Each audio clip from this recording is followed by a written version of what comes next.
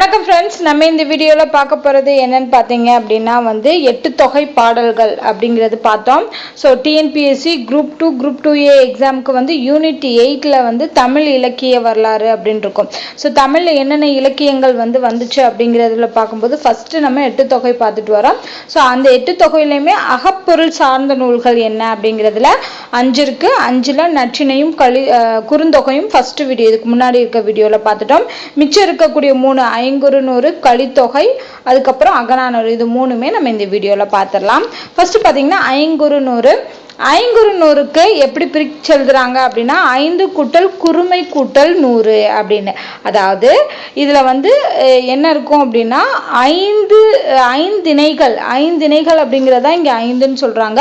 குறுமை அப்படின்னா குறைந்த அடிகளை உடையது. ஓகேவா, அடிவரையறை என்பது குறைந்ததா இருக்கும். அதே மாதிரி 100 அதாவது ஒவ்வொரு திணைக்கும் பாத்தீங்கன்னா 100 பாடல்கள் அப்படிங்கிற விதமா இருக்கும். ஸோ அதனாலதான் 5 கூட்டல் குறுமை கூட்டல் 100 ஐங்குறுநூறுன்னு சொல்லி பேர் வச்சிருக்காங்க. அப்ப மற்ற தொகை நூல்களோட உள்ள பாக்களை காட்டிலும் அடிவரையில இந்த ஐங்குறுநூற்றுல உள்ள பாக்கள் குறைந்ததா இருக்கும். குறைந்த அடிவரை உடையதாக 100 பாக்களாக இது 5 ஒழுக்கங்களையும் செப்பமுறை தனித்தனியை சிறப்பிக்கின்றமையால் இதுக்கு ஐங்குறுநூறு அப்படின்னு பேர் வந்துச்சு.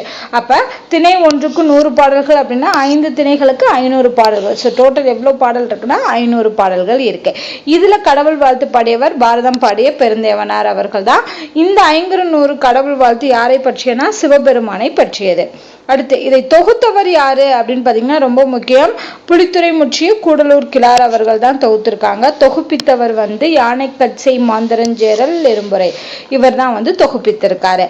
அடுத்து இந்த 5 இணைகள் நம்ம சொன்னோம் இல்லையா, இந்த 5 இணைகள் பாடிய புலவர்கள் யாரு அப்படிங்கிறதுக்கான ஒரு பாடலை கொடுத்திருக்காங்க. ஓகேவா, அதாவது மருதம் ஓரம் போகி அப்படின்னு, அதாவது மருதத்துக்கு ஓரம் போகி. நெய்தல் மூவன்னு கொடுத்திருப்பாங்க. நெய்தல்னா நெய்தல் நூலுக்கு அம்மூவனார். அடுத்து கருதும் குறிஞ்சி கபிலன், குறிஞ்சிக்கு கபிலன். கருதி பாலை ஓதலாந்தை, பாலைக்கு ஓதலாந்தையார். பனி முல்லை பேயனே, முல்லைக்கு பேயனார் அப்படின்னு சொல்லி இதுக்கான பாடல் ஆசிரியர்கள் யார், பாடிய புலவர்கள் யார் அப்படிங்கறத ஒரு பாடலா கொடுத்திருப்பாங்க. அண்ட் குறிஞ்சிக்கு கபிலர், முல்லைக்கு பேயனார், மருதம் ஓரம் போகியார், நெய்தலுக்கு அம்மூவனார், பாலைக்கு ஓதலாந்தையார். ரொம்ப முக்கியம், எக்ஸாம்லையும் ஒரு தடவை கேட்டிருக்காங்க, அதனால ஞாபகம் வச்சுக்கோங்க. அடுத்து பாத்தீங்கன்னா அடிவரையறை நம்ம பார்த்தோம். குறுமையான அடிவரை, மற்றதை காட்டிலும் இதுல கம்மியான அடிவரை இருக்கும். 3ல இருந்து 6 அடிவரை தான் இதுல உள்ள பாடல்கள் இருக்கும். என்ன பாக்களால் ஆனதுன்னா அகவர் பாக்களால் ஆனது. இதை பதிப்பித்தவர் யாருன்னு பாத்தீங்கன்னா உவே சுவாமிநாத ஐயர் 1903ல பதிப்பிச்சிருக்காரு ஐங்குறுநூறை. அடுத்து இந்த ஐங்குறுநூறுல உள்ள சிறப்புகள் என்னன்னு பார்க்கலாம். ஃபர்ஸ்ட் வச்சு இந்த 5 திணைகளையும் எந்த திணையை முதல்ல வச்சு பாடியிருக்காங்க அப்படின்னு பாத்தீங்கன்னா மருத திணை. ஏன்னா இந்த பாடலே பாத்தீங்கன்னா மருதம் ஓரம் போகின்னு சொல்லி மருத திணையை தான் ஃபர்ஸ்டே வந்திருக்கும். முதலில் வைத்து உணர்த்தும் நூல் இது மட்டும்தான். மற்றது எல்லாமே குறிஞ்சியை தான் முதல்ல வச்சு உணர்த்தும். பட் இதுல மருத திணையை முதல்ல வச்சு உணர்த்துறாங்க.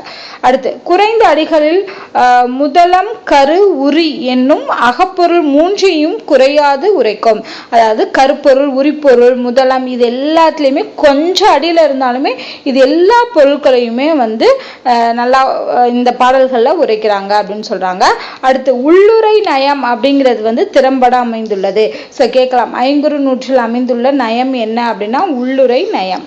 அடுத்து பாத்தீங்கன்னா இது 10 சொல்லி பிரிச்சிருப்பாங்க. ஓகேவா, வேட்கை 10, வேலம் 10, தெய்யோ 10, களவன் 10 போன்றவை சொல்லாட்சியினாலோ தனித்தனி பெயர் பெற்றது. ஒவ்வொரு சொல்லாட்சியினால ஒவ்வொரு 10க்கும் தனித்தனி பேர் வச்சு அழைக்கிறாங்க. அடுத்து கருவங்கண்டு கிளத்தி உரைத்த 10 அப்படின்னு ஒண்ணு இருக்கு. தோழி வற்புறுத்த 10 அப்படின்னு ஒண்ணு இருக்கு. செவிலி கூற்று 10, இது எல்லாமே பொருளமைப்பால் பெயர் பெற்றது. மேல பார்த்தது சொல்லாட்சியினால பெயர் பெற்றது, அந்த வேட்கை 10, வேலம் 10, தெய்யோ 10, களவன் 10. அடுத்து இங்க பார்த்தோம் இல்லையா, பருவங்கண்டு கிளத்தி உரைத்து 10, தோழி வற்புறுத்து 10, செவிலி கூற்று 10, இது மூணுமே பாத்தீங்கன்னா பொருள் அமைக்கிறதுனால பெயர் பெற்றது. அடுத்தும் பாத்தீங்கன்னா தொண்டி 10 அந்தாதி முறையில அமைஞ்சிருக்குன்னு சொல்றாங்க. ஸோ அந்தாதி முறையில அமைந்த 10 தொண்டி 10. அடுத்து அன்னாய் 10, இதுல சொல்லாட்சியும் இருக்கு பொருள் அமைதியும் இருக்கு அப்படின்னு சொல்றாங்க.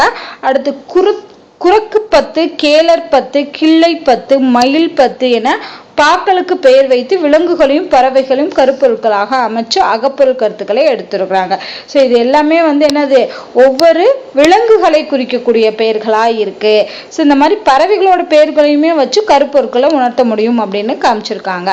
அடுத்து, தாய்முகம் நோக்கியே ஆமை குட்டிகள் வளரும், முதலைகள் தன் குட்டிகளை கொன்று தின்னும் அப்படிங்கிற உண்மை எல்லாமே இந்த 500 பாடல்கள்ல அமைஞ்சிருக்கு. அடுத்து, ஆதன் அவனி போன்ற மலைநாட்டு வேந்தர் வரலாற்றை விளக்குகிறது. ஸோ மலைநாட்டு வேந்தர்களான ஆதன் அவினி இவங்களோட வரலாறும் 500 சொல்லப்படுது. அடுத்து, இந்திர விழா, மார்கழி நீராடல், தொண்டி, கொற்கை போன்றிய அந்த துறைமுகங்கள் பற்றியும் திருவிழாக்கள் பற்றிய செய்திகளும் வந்து நம்மளோட 500 உள்ளது. அடுத்து, வேட்கை பத்தில் தலைவியின் விருப்பத்தை வெளிப்படுத்துகிறது. வேட்கை பத்துல எது வெளிப்படுதுன்னா தலைவியோட விருப்பம் என்ன அப்படிங்கிறதையும் வெளிப்படுத்துகிறது. பொதுநிலையில் பிரிந்த தலைவன் விரைவில் வர வேண்டும், குடும்பம் சிறப்பாக வாழ வேண்டும் என்று விரும்புறதுதான் பொதுநிலை அப்படின்னு சொல்றாங்க. ஆனா ஓரம்போகியார் கண்ட மருத தலைவி உலகம் சிறப்பாக இருக்க வேண்டும் என்று நினைக்கிறாள் அப்படிங்கிறது. அதாவது மருத தலைவி வந்து உலகமே சிறப்பா இருக்கணும், நான் மட்டும் நல்லா இருக்கக்கூடாது, என் குடும்பம் மட்டும் சிறப்பா இருக்கக்கூடாது, உலகமே சிறப்பா இருக்கணும் அப்படின்னு சொல்லி நினைக்கிறாங்கிறதையும் இந்த 500 சொல்லியிருக்காங்க. ஓகேவா, இதோட வந்து 500 அப்படிங்கிற பாடல் வந்து அவ்வளவுதான் முடிஞ்சு. அதுல உள்ள எல்லா டீட்டெயிலுமே நம்ம பார்த்தாச்சு. அடுத்து நம்ம பார்க்க போறது கலித்தொகை. ஸோ கலித்தொகை அப்படின்னு பார்த்தீங்கன்னா இது கலிப்பா என்னும் பாவகையால் ஆனது. கலித்தொகை கலிப்பாவால் ஆனது. இதில் எத்தனை பாடல்கள் இருக்குது அப்படின்னு பார்த்தீங்கன்னா 150 பாடல்கள் இருக்குது. இங்கேயும் பார்த்தீங்கன்னா 5 திணை பிரிவுகளாக பிரிச்சிருக்காங்க, 5 களியாக பிரிச்சிருக்காங்க. அதே மாதிரி ஒவ்வொரு பிரிவுக்குமே பாடல் இருக்குது, பாடியவர்கள் யார் இருக்காங்கன்னு இருக்கு. ஸோ எப்படி 500 நம்ம ஒவ்வொரு திணையும் பாடிய புலவர்கள் யாருன்னு பார்த்தோமோ அதே மாதிரி கலித்தொகையிலையும் நம்ம ஞாபகம் வச்சுக்கணும்.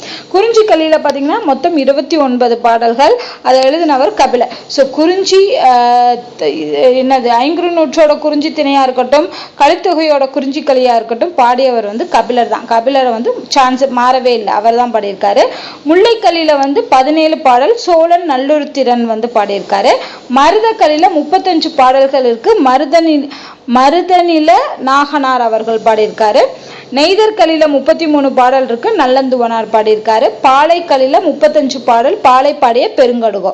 ஸோ இவங்க எல்லாமே இந்த பாடல்கள் எல்லாமே பாடியிருக்காங்க. ஸோ இதில் உள்ள கடவுள் வாழ்த்து பாடல் பாடியவர் வந்து நல்லந்துவனார் தான். ஸோ நல்லந்துவனார் தான் பார்த்தீங்கன்னா நெய்தற்கலியையும் பாடியிருப்பாரு. ஸோ அவர் தான் கடவுள் வாழ்த்தும் பாடியிருக்காரு. இந்த நூலை தொகுத்தவரும் கலித்தொகையை தொகுத்தவரும் யாருன்னு பார்த்தீங்கன்னா நல்லந்துவனார் தான். உரையாசிரியர் வந்து நச்சினார்க்கினியார் அவர்கள். ஸோ இந்த பேரெல்லாம் ரொம்ப முக்கியம்.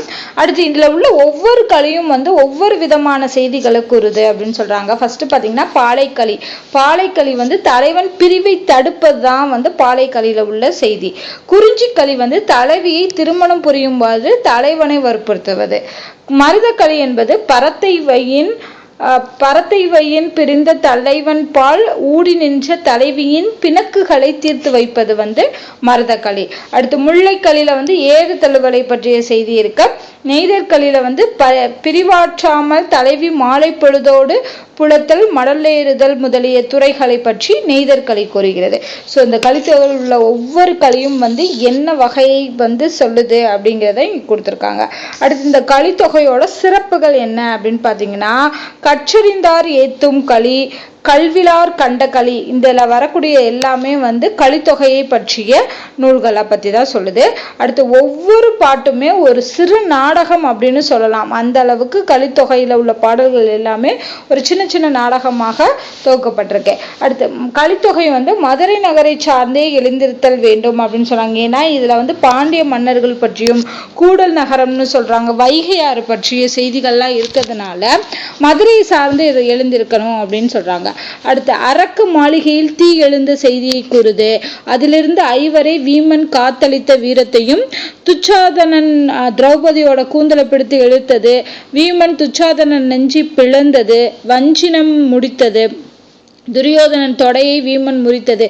ஸோ இந்த செய்திகள் எல்லாமே வந்து கலித்தொகையில இடம்பெற்றிருக்கு அப்படின்னு சொல்றாங்க. அடுத்து